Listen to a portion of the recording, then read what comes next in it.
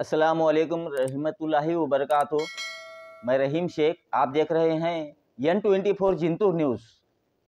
मुस्लिम समाज के लिए मुंबई के हाजी इश्तियाक जागीरदार ने सभी पक्ष के अध्यक्ष को सही करारा जवाब दिया। 2024 की विधानसभा में मुस्लिम कैंडिडेट क्यों नहीं? क्या हमारी ज़रूरत सिर्फ वोट देना है? क्या हम आमदार खासदार की सीट नहीं लड़ सकते? मगर ये पक्ष नेता क्यों ऐसा करते हैं? सुनिए मुंबई के हाजी इश्तियाक जागीरदार की ज़ुबानी। हमारे चैनल को सब्सक्राइब, लाइक, शेयर ज़रूर करें, कमेंट करें।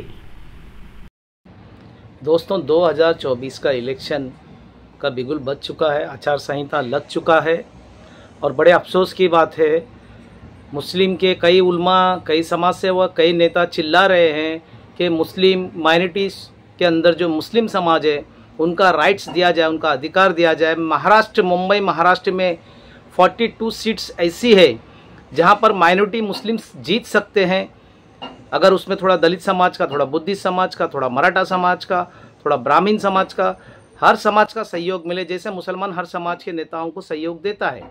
मगर 2024 में बड़े शर्म की बात है, हमने उदय बाला साहेब ठाकरे शिवसेना को इतना मदद की, उनके सांसद को दिल्ली तक पहुंचाने का काम किए मुसलमान मतदाताओं ने, मगर अफसोस उदय बाला साहब ठाकरे ने एक भी सीट मुसलमानों का डिक्लेयर नहीं किया, एक भी सीट मुसलमानों को नहीं दी। बड़े अफसोस की बात है। वो मुसलमान जो दिन रात उदय बाला साहब ठाकरे बोलते हुए थकते नहीं थे और हमें भी खुशी थी, हमने भी उनका काम किया, मेहनत की, हमारे इलाके के जो सांसद थे उनको वोट दिए, मगर उन्होंने कोई भी मुसलमानों की कदर नहीं की। सच्चाई है, पता नहीं क्यों, जबकि बाला साहब ठाकरे खुद कभी भी मुसलमानों का साथ तो पूरा देते ही देते थे, मगर कभी ऐसा नहीं किया जैसा उदय बाला साहब ठाकरे कर रहे हैं। उदय बाल ठाकरे का मतलब ये है कि मुसलमानों की कोई है कि नहीं कदर।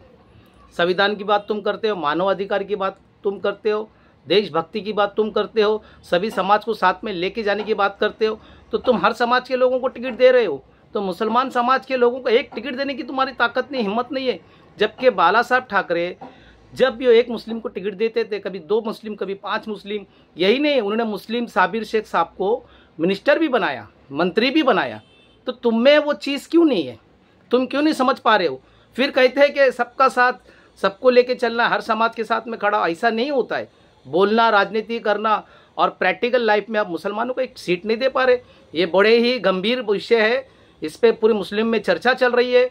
वहीं पे दूसरी ओर शरद पवार साहब भी ऐसा किए, दाल में नमक के बराबर, आटे में नमक के बराबर एक ही सीट दिए, और वो भी ऐसी जगह सीट दिए जो जिसको दिए उसका तो कोई पता नहीं है, वो निकले नहीं निकले। ऐसा क्यों कर रहे हैं महाराष्ट्र में? अरे उससे बेहतर तो अजीत दादा पवार साहब ने 5 सीट मुसलमानों को दे दिए, 5 सीट अजीत दादा पवार साहब ने दे दिए, कोई सोचा भी नहीं था। और उदय बाला साहब ठाकरे एक भी सीट नहीं दे रहे। शरद पवार साहब एक सीट में बोलते मुसलमान को खुश हो जाओ। अरे पूरे महाराष्ट्र में 42 सीट मुसलमानों अपने बल पे जीत के आ सकते हैं और 288 में पूरा योगदान है उनका।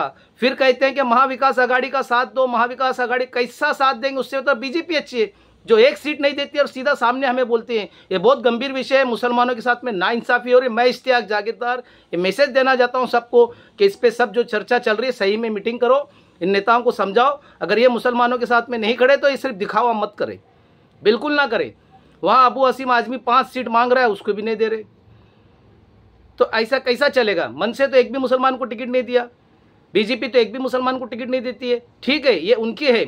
शिंदेगढ़ की तरफ से भी एक भी सीट नहीं मिली मुसलमानों को, हमें उनसे कोई लेना देना नहीं है। मगर हमें बहुत आशा थी कि भाई महाविकास आघाड़ी की शिवसेना भी अपनी तरफ से देंगे। कांग्रेस तो दे रही है और देती है कांग्रेस, लेकिन कांग्रेस भी जितनी सीटें देना चाहिए उतनी सीट नहीं दे रही है, वो भी आटे में नमक के बराबर।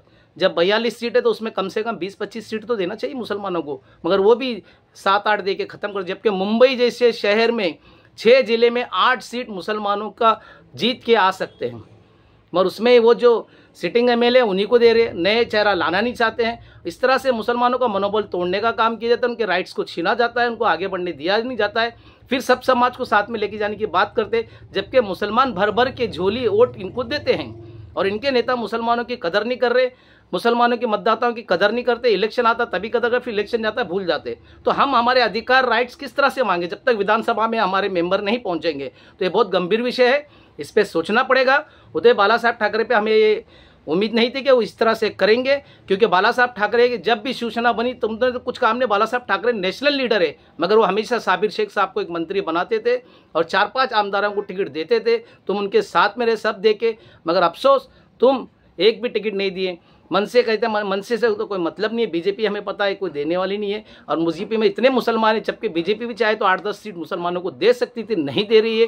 तो ये राजनीति कुछ समझ में नहीं आ रही है और बहुत ही मुश्किल है। तो मैं मुसलमानों के जितने भी लीडर हैं जो फ़ोन आ रहे हैं, मैसेज आ रहे हैं, बोल रहे हैं कि हमारे साथ में नाइंसाफ़ी हो रही है, आप बातें मत करो, इनसे बात करो। जो हमारा साथ देगा उसको झोली भर भर के वोट करो, और जो नहीं देता, जो हमारी कदर नहीं करता, हम भी उनकी कदर मत करो, चाहे वो कोई भी हो। और हमारी मदद करने वाला सिर्फ अल्लाह है, अल्लाह के सिवा कोई नहीं। हमारे साथ कोई नहीं खड़ा है अल्लाह के सिवा, मगर हम नाइंसाफ़ी नहीं करेंगे। जो लीडर अच्छा काम करता है हम उसका सहयोग करेंगे, चाहे वो कोई भी समाज का हो। अगर वो समाज में अच्छा काम करता है, हमें अच्छे लीडर, अच्छे एमएलए चाहिए।